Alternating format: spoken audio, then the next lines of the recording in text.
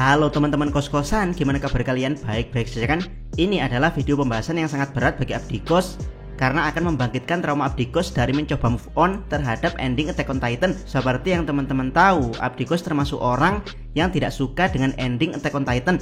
Secara spesifik tidak suka dengan Eren cengeng. Selebihnya abdi kos masih menganggap Attack on Titan adalah karya masterpiece yang sempat mendobrak genre shonen mainstream, sehingga seolah-olah ada genre seinen yang masuk ke majalah shonen. Jadi ya, karena film Attack on Titan The Last Attack mengkonfirmasi adanya dunia alternatif, maka sekalian saja kita bahas dunia alternatif di Attack on Titan. Bagaimana seandainya Erwin Smith yang menjadi Colossal Titan bukan Armin? Yuk langsung aja kita mulai pembahasannya. Check out, check it bro.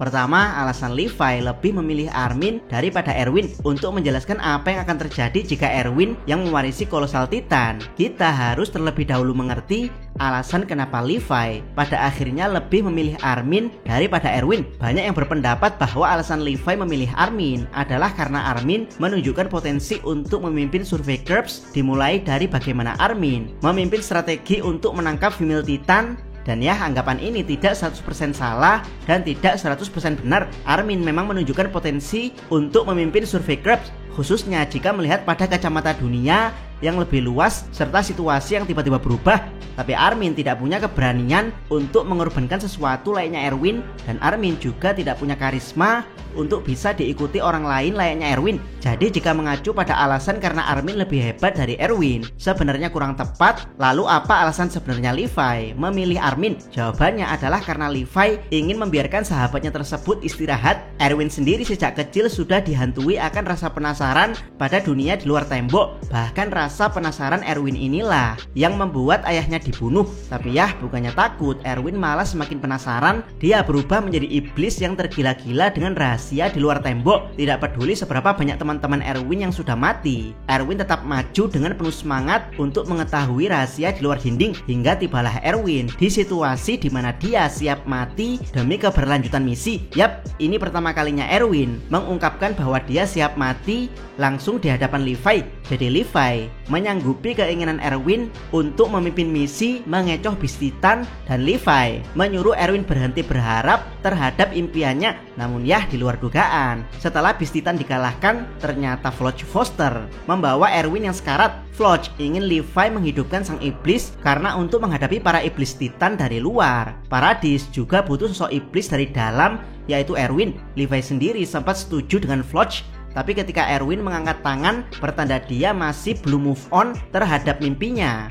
Maka Levi jadi kasihan pada Erwin daripada Komandan Gahar. Levi memandang Erwin sebagai iblis yang diperbudak oleh impiannya sendiri. Dari sinilah Levi pada akhirnya memilih Armin untuk menyelamatkan Erwin dari perbudakan impian. Nah, dari sini kita masuk ke bagaimana jika Levi tidak merasa kasihan pada Erwin yang diperbudak impiannya. Bagaimana jika Levi dengan tega membangkitkan sang iblis Erwin dengan juragan yang bernama impian? Apa yang akan terjadi berikutnya? Kedua, kelahiran sang iblis dewa penghancur Erwin Smith. Dengan dipilihnya Erwin daripada Armin, maka Attack on Titan telah mengambil jalur iblis yang lebih gelap dengan konflik yang lebih rumit. Pertama-tama kita bahas tentang pewarisan ingatan, dimana jika Armin dia mewarisi ingatan cupu Bertolt yang diam-diam mencintai Annie. Dan ya, abdi kos yakin ingatan sampah seperti ini tidak akan muncul di pikiran Erwin. Bisa jadi yang muncul adalah kekejaman Bertolt kecil dalam menjadi senjata perang Marley, di mana Bertolt dengan Colossal Titan adalah dewa penghancur bagi Marley. Erwin akan bersimpati pada Bertolt karena anak sekecil itu sudah bisa dijadikan senjata mematikan bagi Marley. Dan ya, jika Bertolt adalah anak culun yang mendapat kekuatan dewa penghancur, maka Erwin adalah iblis yang dapat kekuatan dewa penghancur. Ketiga, konflik batin Eren dan Mikasa. Setelah Levi memilih Erwin, Eren dan Mikasa akan sangat-sangat kecewa pada Levi, bahkan akan mencoba memberikan perlawanan. Tapi ya, mereka berdua tidak akan bisa berbuat banyak karena ini adalah keputusan Levi. Pada akhirnya Eren akan dipenjara karena mencoba melawan keputusan Levi. Eren akan kehilangan semangat juang untuk beberapa hari ke depan, di mana Mikasa akan menemani Eren di penjara. Tapi ya, karena ini Erwin, dia akan memotivasi Eren dengan motivasi manipulatif khas Erwin, yaitu Erwin akan memakai impian Armin sebagai alasan. Erwin akan berjanji pada Eren bahwa dia akan mewujudkan impian Armin. Tapi Erwin sangat butuh Eren dalam melakukan hal ini, dan Abdikos yakin Eren remaja yang belum terkontaminasi mencium tangan Historia akan kembali semangat dengan motivasi ini. Dan ya, jika mengacu pada timeline aslinya, saat di penjara inilah Eren mendapat ingatan Grisha Yeager dan mengetahui bahwa Dynafritz adalah Smiling Titan yang memakan ibunya. Alasan kenapa kekuatan Founding Titan bisa aktif adalah karena Eren bersentuhan dengan Royal Blood, yaitu Dynafritz. Tapi untuk menjaga keselamatan Historia, Eren akan tetap merahasiakan hal ini dari Erwin. Keempat, menuju basement Grisha. Setelah Eren sedikit mendapatkan semangatnya kembali, Erwin akan mengajak Eren untuk menuju basement. Dari sinilah terungkap bagaimana dunia di luar tembok, lebih tepatnya dunia di luar paradis, di mana Grisha Yeager banyak menuliskan catatan dunia tersebut di bukunya. Erwin akan sangat terkejut karena musuh di luar tembok bukan hanya Titan, tapi negara-negara besar yang ratusan tahun lebih maju daripada paradis. Buat yang tidak tahu, buku catatan Grisha ada 3, di mana masing-masing dari ketiga buku tersebut menjelaskan kisah hidup Grisha, rahasia Titan, dan dunia di luar tembok. Kelima, mengakhiri sumpah Karl Fritz. Yap, setelah Erwin melihat musuh mengerikan dari catatan Grisha serta rahasia para Titan, Abdikos yakin yang pertama kali dilakukan Erwin adalah menyebarkan berita ini ke seluruh penduduk paradis. Mengingat sang Ratu Historia sangat pro Erwin, maka habis sudah sumpah Karl Fritz untuk mengisolasi Eldia di paradis agar tidak terlibat perang dengan dunia luar. Keenam, Erwinis Army akan terbentuk setelah menyebarkan berita ke seluruh pulau. Erwin Smith akan merekrut pasukan sebanyak-banyaknya, tentu saja dengan bantuan Ratu Historia.